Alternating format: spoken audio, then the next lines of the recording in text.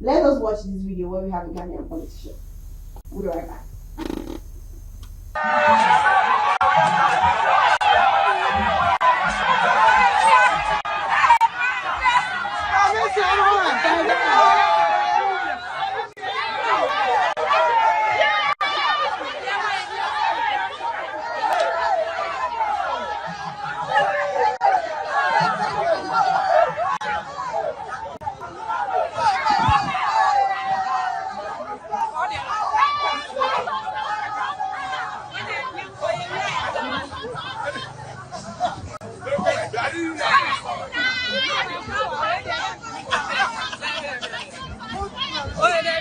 I see a politician hosting that. It's so. What is this? What's the meaning of this? Like, I don't understand. Let me introduce my third guest so that I will be want to react first. We have Chris Asume. He's a social commentator and also a public analyst. What would you say about? I'm boiling. What would you say? Why is it Africans that always have to gather for votes this way? More like mocking, the people. Well, to start, for a step, thanks for having me, and I apologize for coming a bit late. Well, as we just said, I think it's just stupidity taken to the hilt. And then it's just a way of taking the people granted. Because it's obvious you are pretending, it's obvious you are in a trick, and then it's like a snare you are placing before people, like this is a trap, and then you are expected to fall into it. You are rating too low, doing that nonsense. I think that should be a reason why such a person should be trusted. Because it's mockery. It's a mockery of the people.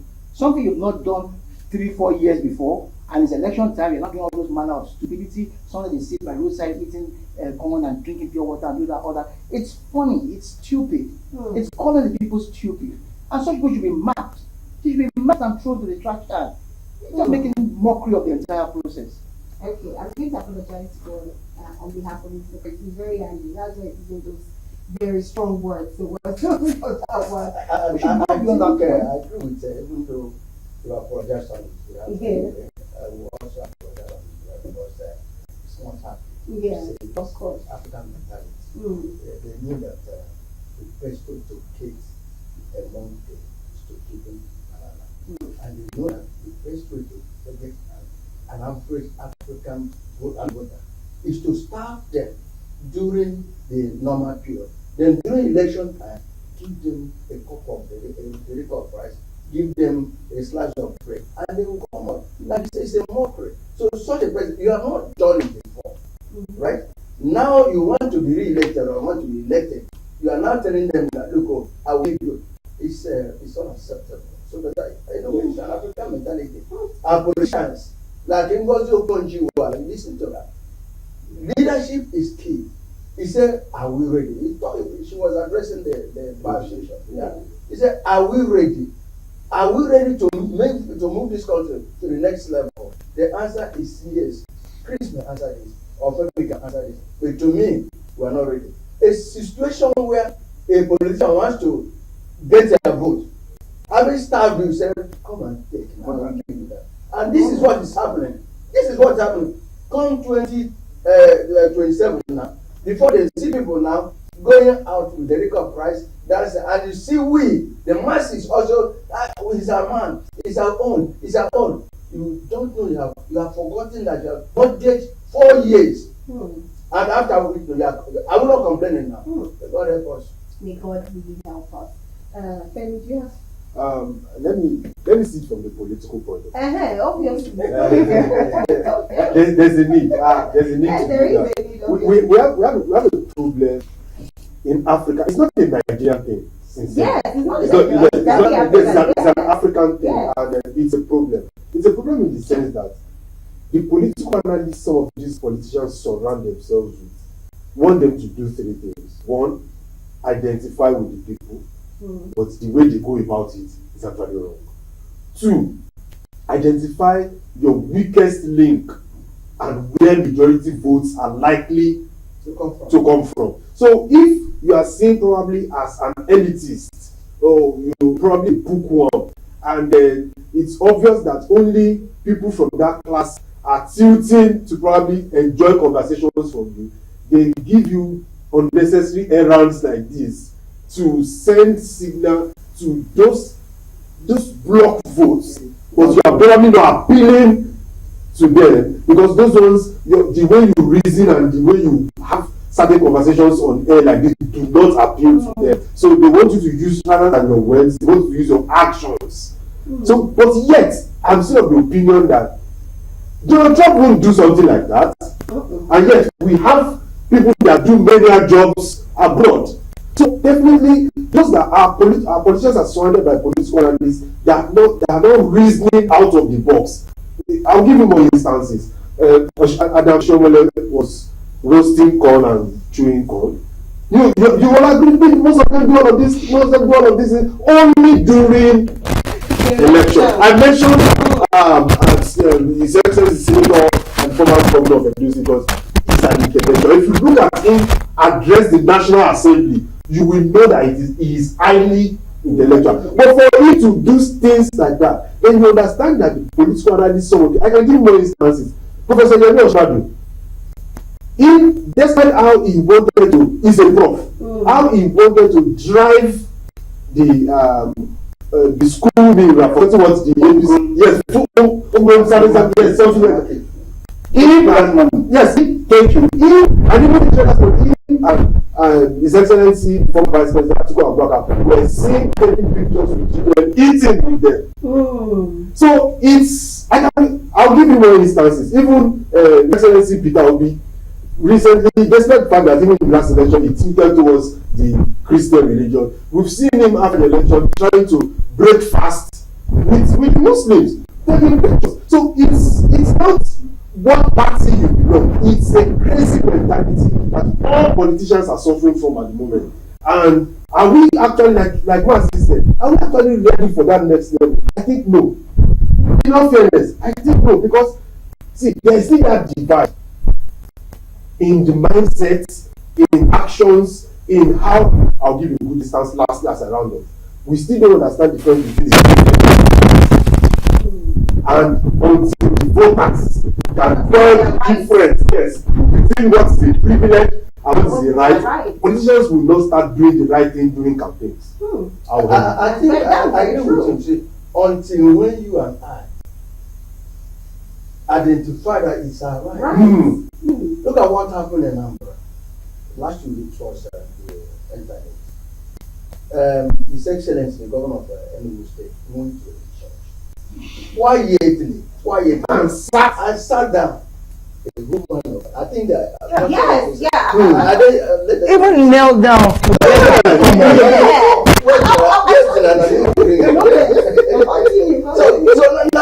So he went there quietly as a humble, person. He was identified by the governor. The governor went there and appealed to him to come in front. That is even why he said a poor man sat in front, and you saw a rich man sitting at the back. Then you grabbed the poor man. So what happened was the man of God came and pleaded with him. He refused. He said, I'm okay. He said, no, if you will not go, let me kneel down. Meaning that, you need to that will not worship.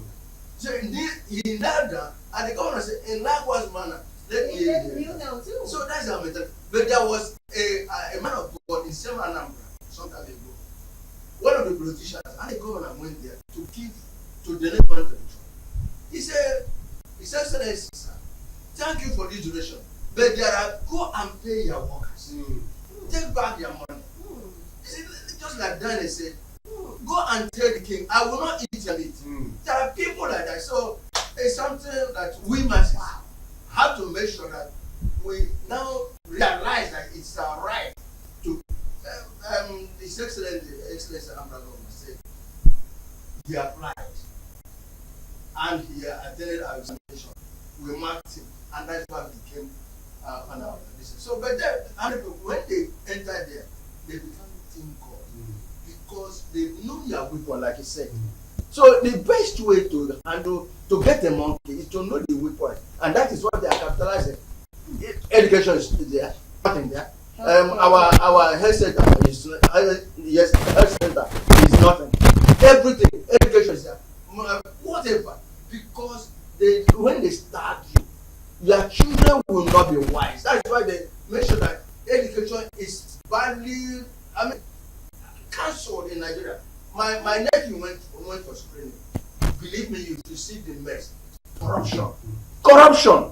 I some other platform I've mentioned the school, but then I don't want to mention it here because Sorry, please. so we must make sure and teach our children that it's not the way to go about it. I told my nephew, say, look, now you are going to the promised land, like God told the children. Don't follow them. Don't identify with them. It's an issue. We have to identify that something is wrong. These politicians. No, actually, you know. Let me add something. I think Mr. Femi raised this issue of both sides of the distinction between our rights and freedoms. And then, like Matthew also said, the delivery people and the people. I think one of my mentors back then, late Ghanian, emphatically said poverty is a recognized tool that they use to keep the people down. Like a classic example of what happened in the North. So they intentionally, in fact, they made it a culture and tradition to not to educate the people. So they stay at that level. So with one word, you can swing thousands of people to go in a particular direction. That is how they use them as both bargaining capital. You understand? So that way, so that way, that kind of mockery we saw earlier will continue because we have voters that are not up there in terms of reasoning. So, and if we have that, imagine what happens if we have a large percentage of the voters being politically aware, being well educated, they won't play us such card.